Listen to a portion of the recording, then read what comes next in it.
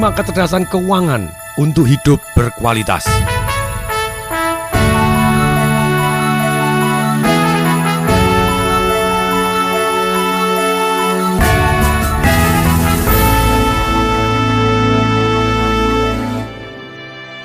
Ketika saya membaca tentang MC Hammer, bagaimana seorang MC Hammer yang tadinya mempunyai koleksi lebih dari 40 mobil, punya pesawat Boeing, dan kemudian bangkrut tidak mempunyai uang. Juga ketika saya membaca artikel tentang Mike Tyson, ketika dia bertinju, dia berhasil mendapatkan uang total 400 juta US atau 4.000 miliar rupiah. Pada waktu umur 42 sudah menyatakan diri bangkrut dan masih hutang 38 juta US atau 380 miliar rupiah. Betul, dia masih mempunyai kekayaan sekitar 6 juta US, aset berupa properti dan lainnya. Hanya kalau dikelopkan dia masih minus 32 juta US. Kemudian bagaimana seorang Michael Jackson? Saya baca di artikel, nggak tahu itu betul atau salah.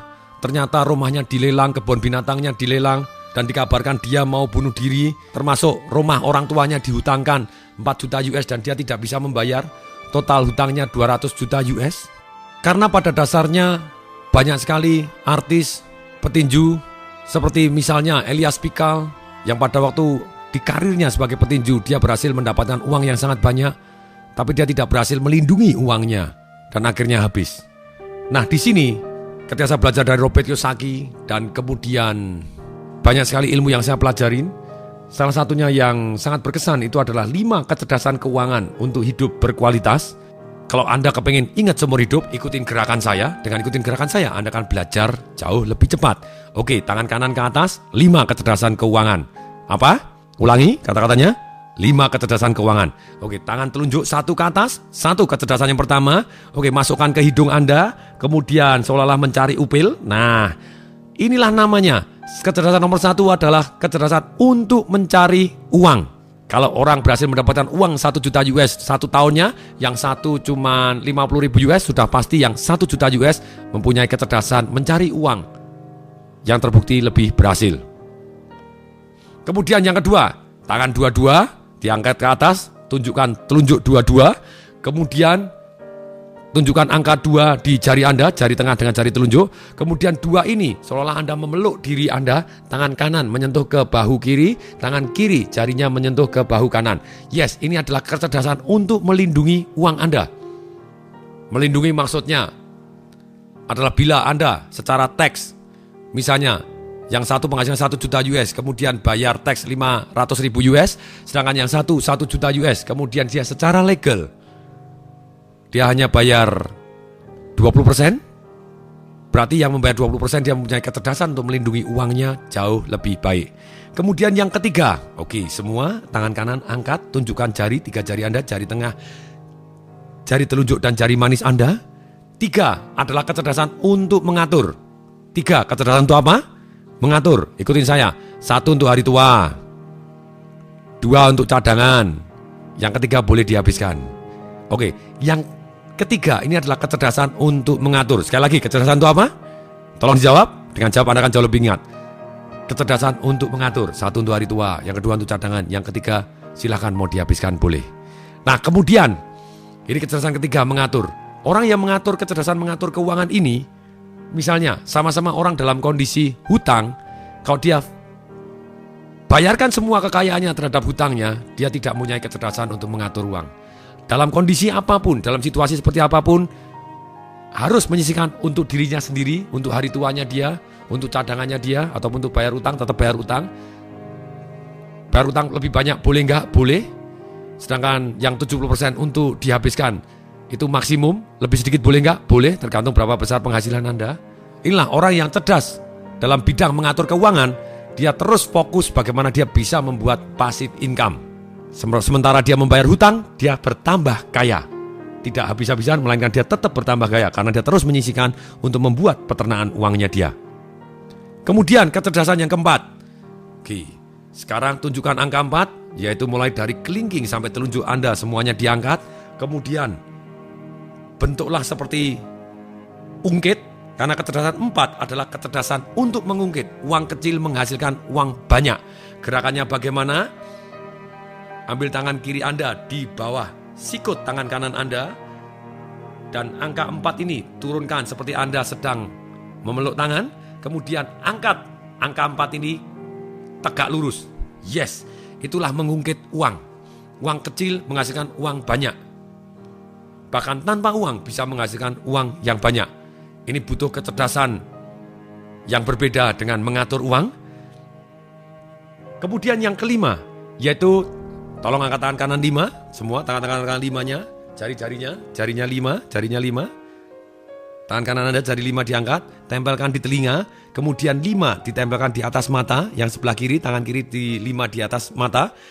Ini adalah kecerdasan untuk mencari informasi. Opini beda dengan fakta. Fakta adalah angka, ini kecerdasan berpikir seperti yang sudah diajarkan. Kita harus mencari fakta di dalam keuangan, kita tidak boleh menggunakan satu yang namanya opini. Banyak sekali ketika orang invest, misalnya invest saham, mereka invest ke saham yang namanya saham berbisik. Semakin bisikannya pelan, mereka semakin terangsang untuk mau beli. Menurut si A kelihatannya naik, menurut si B kelihatannya naik. Mereka katanya ini naik loh, katanya bagus loh. Itu adalah opini, angkanya bagaimana, datanya bagaimana. Anda boleh belajar untuk di saham tentang analisa fundamental, itu kembali lagi juga dengan angka. Anda juga bisa belajar technical analysis, itu juga dengan angka, dengan statistik. Atau gapping analysis, itu juga kapan saham tahu-tahu meloncat, kemudian tahu-tahu turun, itu juga berdasarkan angka dan statistik. Ini 5 kecerdasan yang harus kita terus tingkatkan. Di dalam mencari uang, mungkin Anda punya jurus-jurus yang paten, yang selama ini Anda lakukan, yaitu bekerja keras dan bekerja lebih tekun. Sebenarnya kerja keras dan tekun itu adalah cara yang tradisional yang bisa berhasil kalau Anda diiringi dengan kecerdasan yang kedua, yaitu melindungi, dan kecerdasan yang ketiga, yaitu mengatur. Untuk apa, dan untuk apa. Tapi Anda akan kaya sangat luar biasa ketika Anda mempunyai kecerdasan mengungkit uang kecil menghasilkan uang banyak. Di saham, uang-uang yang sangat banyak terjadi bukan orang jual beli saham.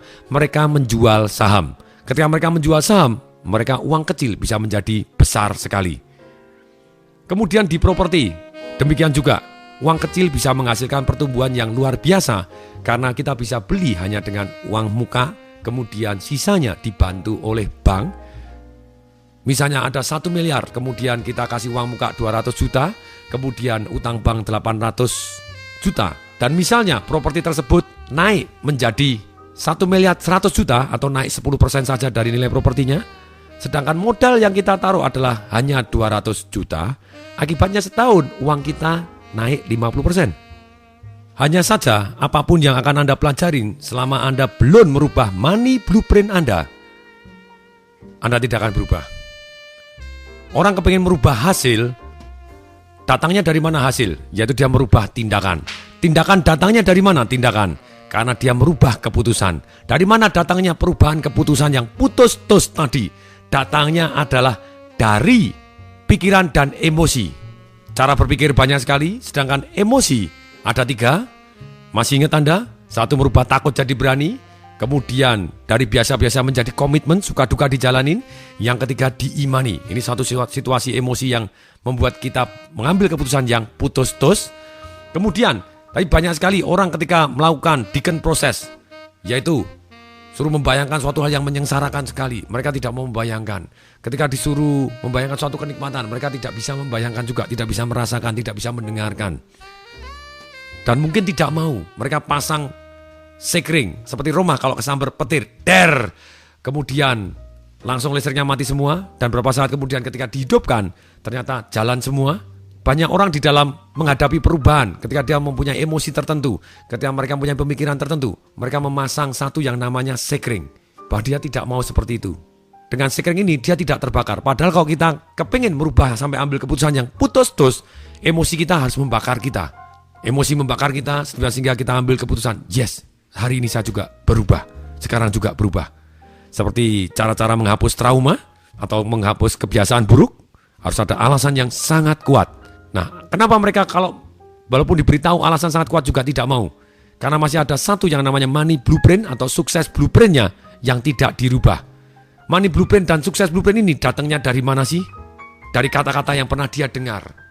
dari orang-orang yang pernah mereka lihat, dia modeling. Kemudian juga dari trauma-trauma perasaan yang pernah dia alami tentang keuangan. Percuma ketika orang diberikan pengetahuan begitu banyak, mereka tidak akan praktek dan mereka tidak mau merasakan satu kondisi emosi yang harus dirasakan. Karena apa? Karena mereka mempunyai blueprint yang menghambat mereka.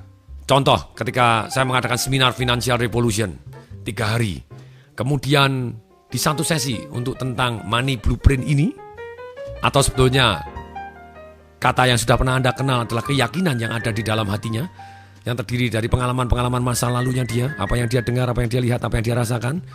Ternyata ada satu orang yang pegawai negeri, dan kemudian dia ngomong kepada saya, betul Pak, selama ini saya takut sekali bisnis. Walaupun diomongin tidak semua bisnis menakutkan, ada bisnis-bisnis yang bisa menguntungkan.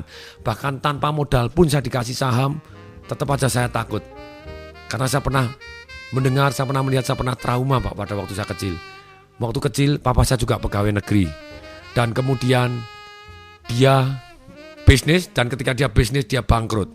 Ketika bangkrut dia ditipu oleh temannya, dan ketika itu banyak sekali penagih hutang yang datang ke rumah, sampai malam-malam rumah dilemparin batu, dan papa saya sembunyi di bawah kolong, bilang tidak ada, dan dia sembunyi.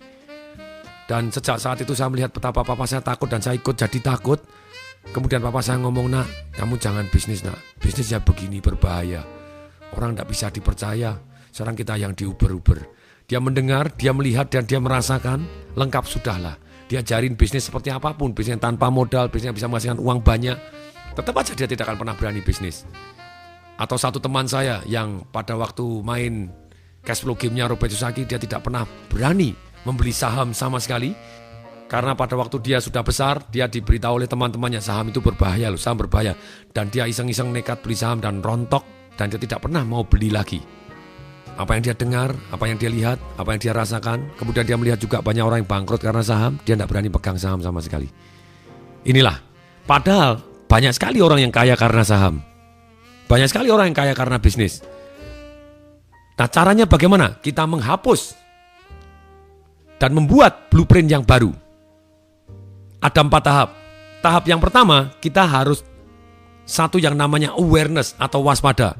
Sesuatu hal yang menghambat kita secara keuangan ataupun menghambat kesuksesan kita itu ternyata ada keyakinan atau blueprint di balik semuanya. Kata-kata apa yang kita yakinin? Prinsip-prinsip apa yang kita yakinin? Identitas apa yang kita yakinin? Setelah kita satu tahap awareness, kita sadar bahwa ada yang menghambat kita di balik layar. Kemudian yang kedua, masuklah ke satu tahap yang namanya understanding.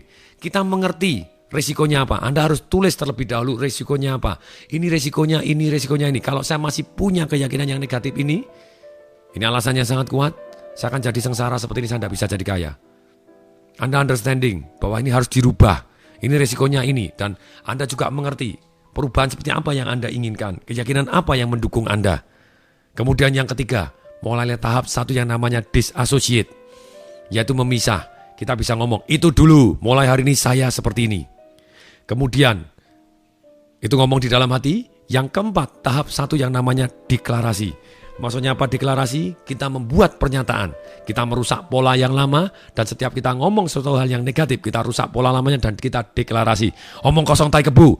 Itu dulu, mulai hari ini saya tahu bahwa ini adalah keyakinan yang saya baru. Dengan keyakinan baru, saya yakin saya akan bermanfaat, saya akan menjadi yang saya inginkan.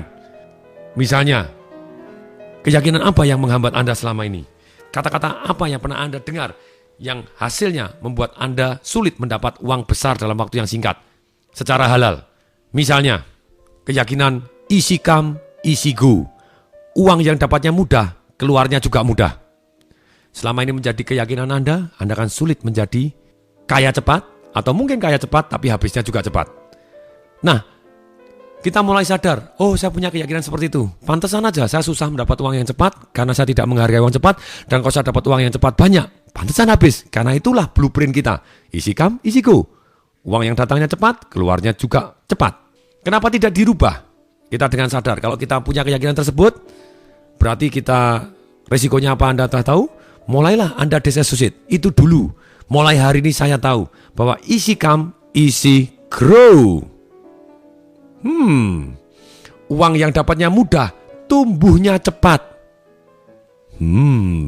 Satu keyakinan yang baru. Setiap kita terlintas mau dapat uang banyak, jangan, uang banyak itu kan gampang hilang. Omong kosong tai kebo, Anda rusak dengan tangannya, boleh masukkan jari ke hidung Anda. Omong kosong tai kebo, uang cepat, keluarnya cepat nih. Anda ngomong dengan seperti itu, kemudian Anda bilang, omong kosong. Yang benar adalah uang yang datangnya cepat, tumbuhnya cepat. Dan itu mendadak jadi blueprint Anda yang baru. Ketika Anda ulangi, kita jauh lebih semangat dan kita bisa mendapatkan uang yang cepat dan tumbuh sangat cepat. Demikian juga, kadang ada keyakinan-keyakinan yang seringkali kita anggap positif, tapi sebetulnya negatif. Misalnya, uang banyak, tanggung jawab kita menjadi besar. Semakin kaya, saya semakin tanggung jawabnya semakin besar. Kita harus sadar dulu bahwa seringkali orang takut sekali menerima tanggung jawab yang besar. Sebetulnya, kita harus sadar bahwa kalau uang kita banyak, sebenarnya tanggung jawab kita lebih ringan. Ketika ada saudara butuh, kita bisa bantu dengan lebih ringan. Ketika kita mau nyumbang, kita menyumbang dengan lapang dada dan penuh ikhlas. Kalau uangnya banyak, misalnya kita makan, misalnya kita ketemu teman SMA kita, para tuh makan. Biasanya apa yang jadi kalau uangnya sama-sama sedikit? Kalau makanannya mahal, ya dompetnya mendadak sulit sekali keluar dari kantongnya terlalu sempit, jadi narik dompetnya lambat-lambatan, siapa yang cepat dia yang bayarin, tapi ternyata lambat, gak ada yang keluar-keluar gitu ya. Tapi kalau kita uangnya banyak atau kita kaya, kita ngambil tanggung jawabnya mudah. Saya yang bayar, selesai. Ya atau ya? Inilah. Nah, tugas kita melakukan deklarasi yang sama. Ketika Anda ngalami bagaimana caranya deklarasi, saya ajarkan banyak jurus, tapi sekarang saya akan ajarkan satu jurus tambahan lagi. Misalnya tadi, bahwa uang yang datangnya cepat, tumbuhnya cepat. Itu yang keyakinan kita sekarang. Nah, oke, sekarang berdiri, semua berdiri. Yang di studio juga berdiri. Ayo silakan berdiri, semua berdiri. Pegang tangan di hati Anda. Pegang tangan dua-dua di hati Anda, di jantung Anda, di detak jantung Anda. Ikutin kata saya. Mulai hari ini, saya tahu bahwa orang yang miskin mempunyai keyakinan uang yang datangnya cepat, hilangnya juga cepat. Mulai hari ini saya tahu bahwa saya adalah orang yang kaya. Bagi saya, uang yang datangnya cepat, tumbuhnya cepat. Oleh karena itu, saya pasti kaya. Sudah kaya. Sungguh kaya. Tangan tempel di dahi, ikutin kata saya. Inilah pemikiran triliuner saya. Oke, berikan cos kepada teman yang ada di sebelah kanan dan kiri Anda. Oke, silakan cos. Nah, Anda dahsyat. Oke ya. Nah, inilah caranya Anda melakukan deklarasi seperti itu. Jadi ketika Anda mulai negatif, Anda bisa langsung berdiri. Mulai hari ini saya tahu bahwa itu dulu, mulai hari ini saya begini. Itu orang miskin, orang yang kaya seperti ini. Dan kemudian tertempel ke dahi, inilah pemikiran triliuner saya. Oke, sekarang tiba saatnya ketika Anda sudah memutuskan diri untuk belajar, kenapa tidak kita mulai tulis keyakinan-keyakinan yang menghambat kita selama ini, kemudian mulai Anda deklarasikan, Anda cut. Kemudian mulai Anda tulis resikonya apa kalau Anda mempunyai keyakinan seperti itu. Dan kemudian Anda mulai disassociate. Itu dulu, mulai hari ini saya punya prinsip seperti ini. Dan setiap Anda ingat, dan Anda bisa pakai jurus yang banyak, rusak pola, tangan masukkan hidung, ataupun Anda bisa berdiri seperti yang saya ajarkan tadi, pegang tangan di hati. No kok, hari ini saya adalah orang yang sangat-sangat kaya. Makanya saya punya prinsip yang seperti ini. Yang prinsip yang baru, kemudian tangan tempel di kepala, inilah pemikiran triliuner saya. Yes. Kasih emosi seperti itu, kasih gerakan, jadi lebih mantap dan lebih powerful. Hasilnya akan jauh lebih fantastik dibanding Anda hanya belajar ilmunya saja. Dan money blueprint-nya tidak dirubah. Nah, sekarang tugasnya, PR Anda tulis minimal 30 kata-kata ataupun keyakinan yang mungkin Anda yakinin atau mungkin hanya pernah Anda dengar. Kemudian dirubah menjadi positif. Dan Anda lakukan cara deklarasi seperti yang saya ajarkan. Berdiri dan pegang di hati. Itu dulu, mulai hari ini saya tahu bahwa saya punya keyakinan yang seperti ini. Oleh karena itu saya yakin saya pasti kaya. Inilah saya orang yang kaya. Kemudian tempel ke dahi. Inilah pemikiran triliuner saya. Yes. Kasih emosi. Sebagai gambaran keyakinan-keyakinan yang menghambat, saya akan bacakan beberapa yang hasil dilakukan di studio di sini. Misalnya, orang yang kaya, anaknya rebutan warisan. Salah, itu anaknya berarti kurang kaya. Kalau anaknya kaya ya nggak bakalan rebutan warisan lah ya. Saya tahu bahwa orang kaya, saking kayanya dia bisa memberikan warisan yang sangat banyak. Orang yang kaya sehingga bisa memberikan warisan yang sangat banyak sehingga anaknya tidak perlu rebutan. Misalnya ada keyakinan orang kaya itu adalah serakah, itu orang kaya yang lain. Saya adalah orang yang kaya yang banyak amal kok. Anda bisa ngomong seperti itu. Kemudian, orang harus pelit baru bisa jadi kaya. No, tidak perlu harus pelit kok orang bisa kaya. Kita sosial pun tetap bisa kaya. Buktinya Bill Gates, orang yang paling kaya di dunia, malah paling sosial. Dia menyumbang yang pernah sumbangan yang paling besar di dunia. Bill Gates dan Warren Buffett, orang nomor 1, orang nomor 2 paling kaya, menyumbang begitu banyaknya, sampai 30 miliar lebih US dollar. Kemudian misalnya punya keyakinan begini, orang mati tidak membawa uang, maka tidak perlu cari banyak uang. Hei, kita punya keyakinan itu dulu. Mulai hari ini saya tahu bahwa benar orang mati tidak membawa banyak uang, makanya saya mau meninggalkan warisan yang banyak. Sekarang saya mau tanya kepada Anda jujur, pilih mana? Anda meninggalkan warisan atau meninggalkan hutang? Kenapa tidak? Gitu ya, meninggalkan warisan yang banyak. Ini orang yang kaya cenderung kurang spiritual. Oh ya, boleh tidak kita memilih orang yang kaya dan spiritual? Kenapa tidak? Itu pilihan kita. Dan itulah Anda bisa berdiri dan Anda ngomong, orang miskin milih salah satu yang dari sama-sama buruknya. Yang buruk atau lebih buruk, otomatis dia pilih yang buruk karena yang kurang buruk. Misalnya begini, lebih baik miskin tapi jujur daripada kaya tapi korupsi. Bisa tidak kita kaya dan jujur? Bisa. Kenapa kita tidak pilih dua-duanya? Itulah, saya adalah orang yang kaya. Mulai hari ini saya tahu, makanya saya memilih kata-kata dan. Saya milih kaya dan jujur. Saya milih kaya dan keluarganya harmonis. Saya milih kaya dan sehat. Saya milih kaya dan apa, terserah. Anda bisa milih kaya dan. Terus Anda harus tulis, ini adalah PR Anda. Minimal 30 keyakinan Anda yang selama ini pernah Anda dengar pun. Karena dengar itu bisa sangat mempengaruhi bawah sadar kita. Ataupun apalagi yang kita yakini yang menghambat. Anda cari yang positif, yang benarnya. Kemudian Anda deklarasi. Tulis di buku sukses Anda 30 keyakinan yang menghambat Anda untuk menjadi kaya selama ini apa saja. Pasti banyak sekali. Bongkar terus, tulis dan bongkar. Tulis yang menjadi yang lebih positif. Lakukan tugasnya. Pasti bermanfaat. Sampai jumpa di CD berikutnya. Saya Tong Desem Waringin mengucapkan salam dahsyat.